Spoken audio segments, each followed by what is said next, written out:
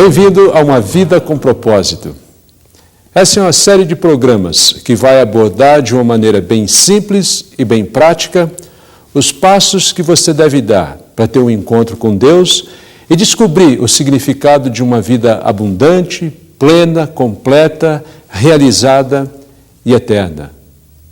Nesta primeira lição, nós vamos falar sobre o plano vitorioso de Deus para a sua vida. Você sabia que Deus tem um plano vitorioso para você? Antes, porém, eu gostaria de perguntar para você, por que tantas pessoas fogem de Deus? Por que tantas pessoas evitam Deus ou são resistentes a Deus ou às coisas espirituais? Me lembro que eu conheci um rapaz, alguns anos atrás, que ele se dizia ser um ateu. E depois de conhecê-lo um pouco e conversar com ele e conhecer o histórico, a vida dele, eu aprendi que ele tinha sofrido um trauma muito grande quando adolescente. Um dia que ele voltou da escola para sua casa e descobriu que o seu pai havia morrido, de repente, assim, um ataque cardíaco fulminante. Daquele dia em diante, ele nunca mais acreditou em Deus. Ele disse que se Deus realmente fosse bom, ele não seria sanguinário, cruel, ranzinza e deixaria uma coisa tão triste, traumática como aquela acontecer com ele. Bem, foi, depois de conhecê-lo, fácil entender que aquele trauma marcou a vida dele, aquela tragédia fez com que ele ficasse com uma visão distorcida de Deus. Ele realmente não conhecia Deus. Nesse estudo nosso sobre uma vida com propósito, o nosso objetivo é ajudar você a conhecer melhor esse Deus. Sabe que a Bíblia, a palavra dele, vai revelá-lo para você, vai mostrar quem esse Deus é. Lá no livro de 1 João, capítulo 4, versículo 16, a Bíblia diz o seguinte: "E nós mesmos conhecemos o amor que Deus tem por nós e cremos nesse amor. Deus é amor, e aquele que vive no amor vive unido com Deus e Deus vive unido com ele." Aqui o apóstolo João está dizendo, nós conhecemos Deus. E ele diz, e esse Deus é amor. O grande atributo de Deus é exatamente esse. Ele ama você. E Ele quer o melhor para você, para a sua vida. Agora, nós voltamos àquela mesma pergunta, por que pessoas fogem de Deus? Bem, eu vejo pelo menos 3 razões, são 3 medos. O primeiro medo, pessoas fogem de Deus porque não querem perder a liberdade, elas temem perder a liberdade. Liberdade do quê? Liberdade de viver uma vida sem restrições, sem ter que dar satisfação a qualquer outra pessoa.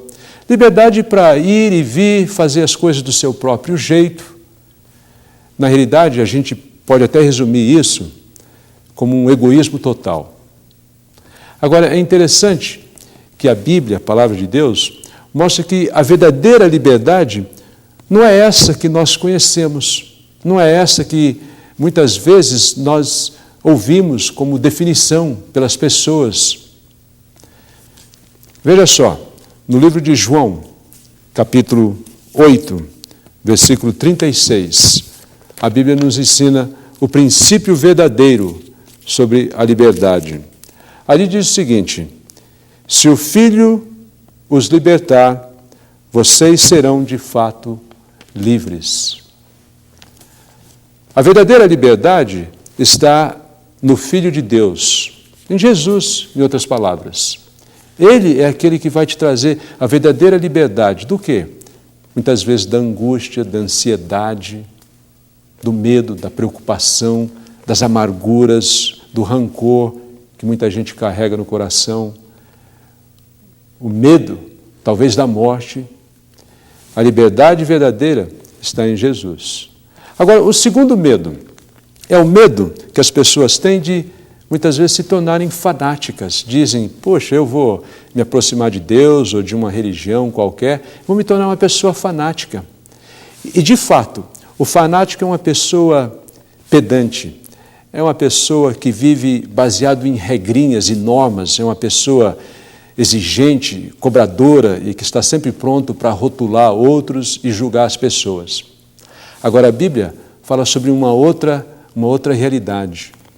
Lá no livro de João, capítulo 10, versículo 10, veja só o que a Bíblia fala sobre a verdadeira religião. Diz ali: o ladrão só vem para roubar, matar e destruir, mas eu vim para que as ovelhas tenham vida e a tenham em abundância, uma vida completa. As palavras de Jesus. Sabe, nós aprendemos que cristianismo com Jesus não é uma questão de regras e normas, mas é uma questão de relacionamentos. Relacionamento com Deus, relacionamento com Jesus, relacionamento com o Espírito Santo, relacionamento com outras pessoas, com o povo dele. Está aí. Essa é a verdade, essa é a realidade do que é o cristianismo. Agora, um terceiro medo é o medo que muitas pessoas têm de ter que compartilhar aquilo que é delas. Não, eu não quero nada de religião, para mim, Deus aí, ele fica lá, eu fico aqui. Porque tem medo, na realidade, de ter que compartilhar aquilo que elas têm. E, de fato, quando você ouve aí sobre religião, no mundo afora, você vê tanta exploração das pessoas. E eu também teria medo de viver esse tipo de religião, ou cair nesse tipo de mundo religioso.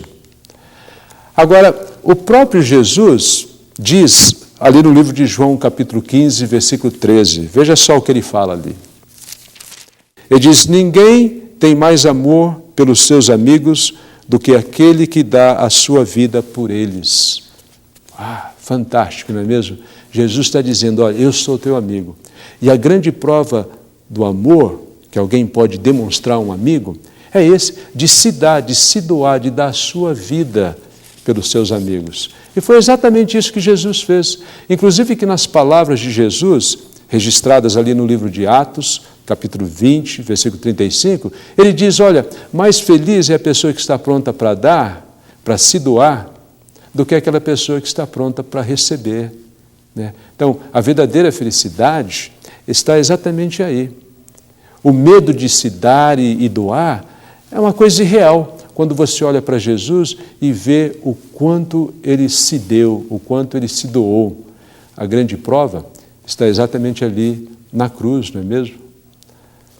Talvez agora seja um momento até bom para você parar com a pessoa com quem você está assistindo esse vídeo e trocar algumas ideias e talvez até compartilhar. Dê uma pausa aí nesse vídeo e compartilhe com a pessoa que está ao seu lado. Será que você tem algum medo? Qual é o medo que você tem de se aproximar de Deus? Você é resistente às coisas de Deus, à palavra de Deus, a coisas espirituais? Por quê? Por causa de um trauma? Porque talvez você não conheça esse Deus que é amor, o grande atributo dele é amor? Algum medo que você tem e que você nunca se livrou dele? Talvez seja um bom momento para você, inclusive, orar com essa pessoa que está do seu lado assistindo esse vídeo.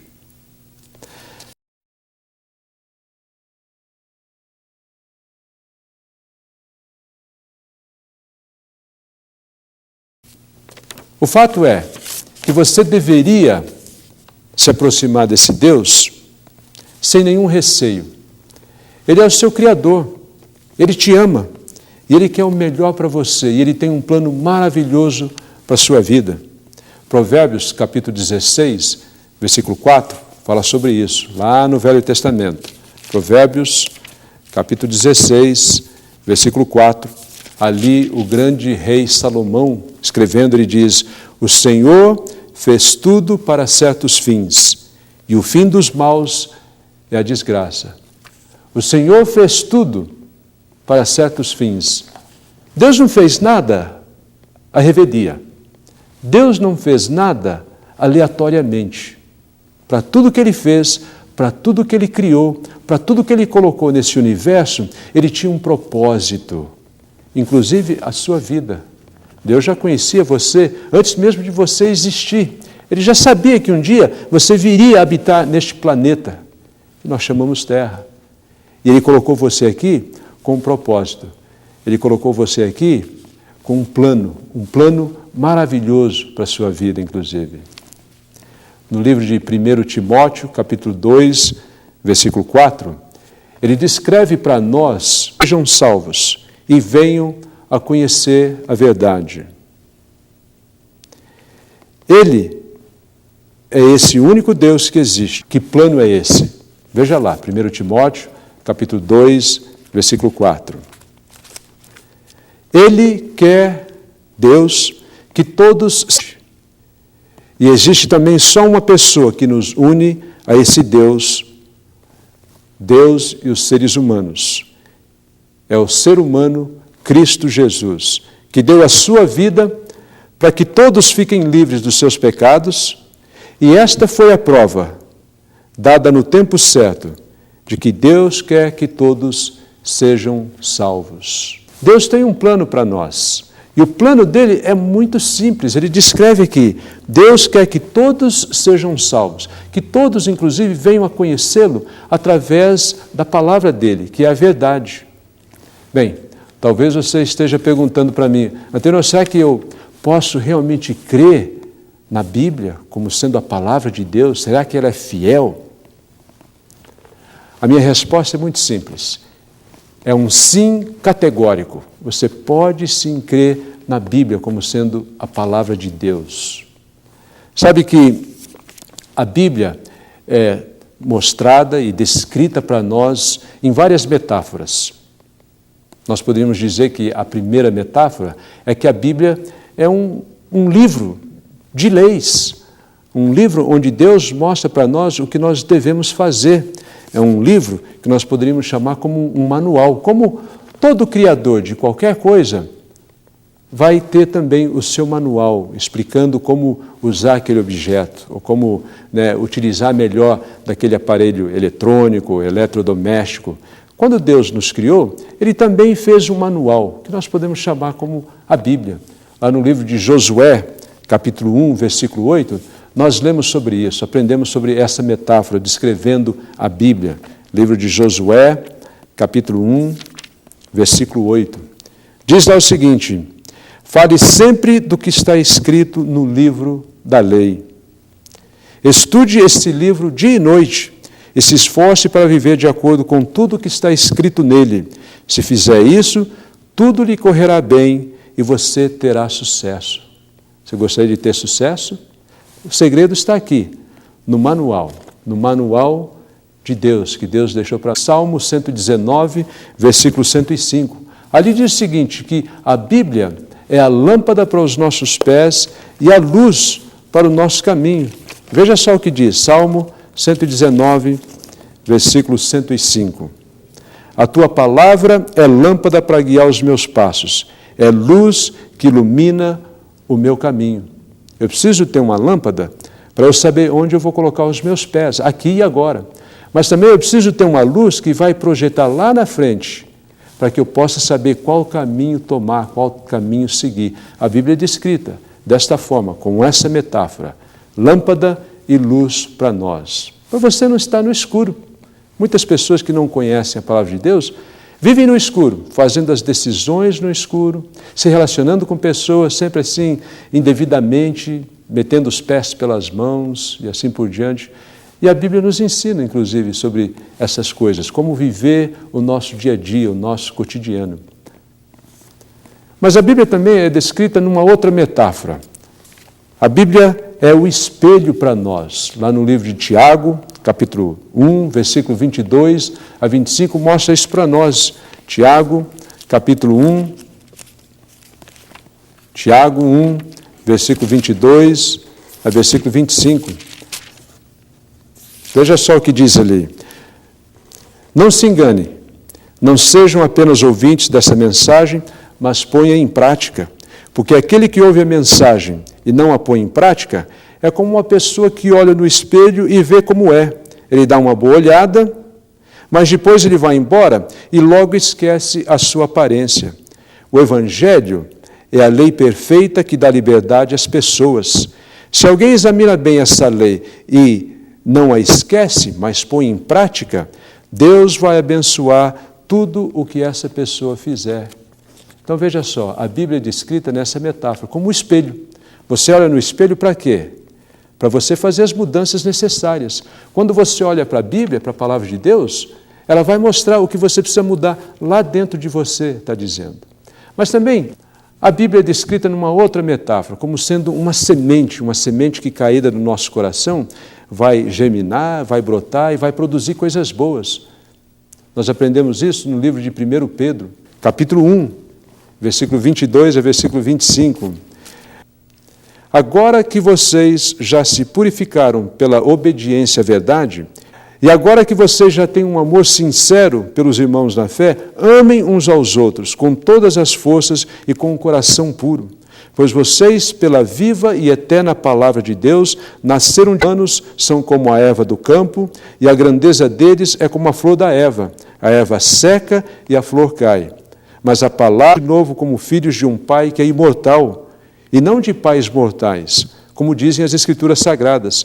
Todos os seres humanos, a palavra do Senhor dura para sempre. Essa é a palavra que o Evangelho trouxe para vocês. Então, a Bíblia é essa semente.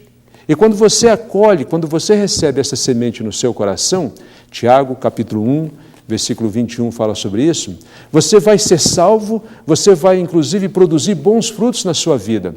E não somente coisas que vão te puxar para baixo e coisas que vão te entristecer e entristecer outras pessoas e que vão muitas vezes te levar ao fracasso. Você pode confiar sim na palavra de Deus. Veja, Deus no espaço de 1.500 anos usou 40 homens para que eles, inspirados por Deus, pudessem escrever a Bíblia, aquilo que nós temos hoje. E tem sido preservado agora por milhares de anos, com mais de 15 mil cópias de manuscritos. E na Bíblia nós encontramos evidências históricas, nós encontramos evidências científicas, mas sabe, o que mais me impressiona sobre este livro, e apesar de eu ter ido para a faculdade, estudado psicologia, trabalhado com centenas e centenas de pessoas nesses últimos 20 ou 25 anos da minha vida, não tem um livro mais especial do que este, a Bíblia. Sabe por quê? A grande evidência que eu vejo, maravilhoso que Deus tem para a vida delas, que está descrito exatamente nas páginas da Bíblia, nas páginas deste livro. Na Bíblia, são vidas transformadas, depois de conhecerem a palavra de Deus, depois de descobrirem o plano. Bem, talvez você esteja perguntando, será que realmente se eu descobrir o plano de Deus, Ele vai me abençoar? A promessa de Deus é que Ele vai. E Ele tem uma vida maravilhosa para você. Agora, o que é que você tem que fazer? Você tem que dar esse primeiro passo para ter esse encontro com Deus. Você tem que conhecê-lo através da palavra dele. E lembre-se de uma coisa, que Deus é amor. É um atributo dele, o maior atributo de Deus. Ele quer o melhor para você. E Ele está dizendo para você, não fuja de mim. Eu quero ter um relacionamento com você. E o verdadeiro cristianismo, ou a verdadeira religião que todos nós devíamos buscar, é exatamente isso. É ter um relacionamento com esse Deus, que é o nosso Criador, e mais do que isso, que quer ser o nosso Pai, quer ser o seu Pai, inclusive. Bom, meu nome é Sérgio Mota, sou casado com a Áurea há 20 anos. Temos 2 filhos, o Pedro Ivo, de 16, e Thaísa, com 17 anos. E no início do nosso casamento, nós caminhamos por diversos caminhos na vida. E nunca encontrando e sempre buscando a palavra de Deus. Agora, através de descaminhos, através de situações que faziam com que havia um grande sofrimento em nossas vidas, quer na nossa relação, quer na educação dos filhos, porque eu queria dar alguma coisa, mas não sabia o que dar, porque eu não encontrava aquilo de dar o melhor à minha família. E quando me foi apresentado a oportunidade de aceitar a Jesus na minha vida, na nossa vida, em comunhão, em família, nós podemos vivenciar, estamos vivenciando uma felicidade familiar, uma comunhão, uma concretização dos nossos ideais. Lógico, temos problemas, filhos adolescentes, a nossa vida pessoal, o trabalho, o dia a dia, mas temos uma certeza maior do nosso fortalecimento em Cristo Jesus. Então é esse objetivo, essa linha de trabalho que a gente sempre tem a nossa meta, o nosso querer, o nosso alcançar. E nós procuramos que nós possamos realmente sermos cada vez mais firmes dentro da palavra de Deus. Erramos, pecamos, mas pedimos pela misericórdia de Deus que não tiremos o foco de nossas vidas, que é a nossa centralização no caminho de Deus, para que possamos realmente, eu e minha família, servirmos ao Senhor integralmente. É muito difícil? Mas é muito prazeroso também. Tem muita gente que vem para mim e pergunta o seguinte: Antenor, numa confusão religiosa, numa Babel religiosa na qual nós vivemos aqui no nosso país, no que eu devo acreditar? São tantas igrejas, só aqui no Brasil pelo menos 15 mil igrejas com nomes diferentes. No que eu vou me agarrar? Vou acreditar no quê? Participar onde? E sabe, realmente, eu percebo que tem muita gente que está na neblina. E a neblina é uma coisa perigosa. Não sei se você já teve a experiência de dirigir no meio de uma densa neblina. E eu já estive ali numa viagem e fui obrigado, inclusive, a parar num posto policial para pedir orientação. E ali, então, o policial me aconselhou: olha, senhor estacione o carro aqui, porque você não consegue nem enxergar além do capô, nem a estrada. O senhor corre um grande risco de ter um acidente fatal aí na frente. E sabe, na neblina espiritual, as pessoas também correm um grande risco espiritual e eterno, inclusive. Como resolver esse problema, então? Qual é a resposta? Qual é o segredo? O segredo volta exatamente para a palavra de Deus, para as Escrituras. Quando você conhece a Deus nas Escrituras, a vontade dEle e o plano que Ele tem para a sua vida, aí então você vai entender o que significa verdadeiramente ter uma vida abundante e viver uma vida com propósito. Tem uma pergunta aqui de alguém que escreveu para nós, que gostaria de uma resposta, alguém que está tentando, buscando ter esse encontro com Deus e conhecer o melhor nas Escrituras. O nome dela é Maria Eduarda de Niterói, no Rio de Janeiro. E ela diz o seguinte: Antenor, eu não tenho um grande conhecimento das Escrituras. Para falar a verdade, a Bíblia que eu tenho é muito difícil para compreender e eu consigo realmente entender e empatizar com isso. Temos muitas versões complicadas. Você poderia me sugerir uma versão acessível da Bíblia? Olha, Maria Eduarda, eu diria o seguinte para você: são muitas traduções e versões, mas eu diria que a melhor para você entender, e que principalmente você que está começando agora, talvez a nova linguagem de hoje, inclusive essa que eu estou usando, é acessível, uma linguagem fácil, assim, do dia a dia, e você vai, inclusive, ter uma compreensão melhor. Então, assim, essa é a minha sugestão para você.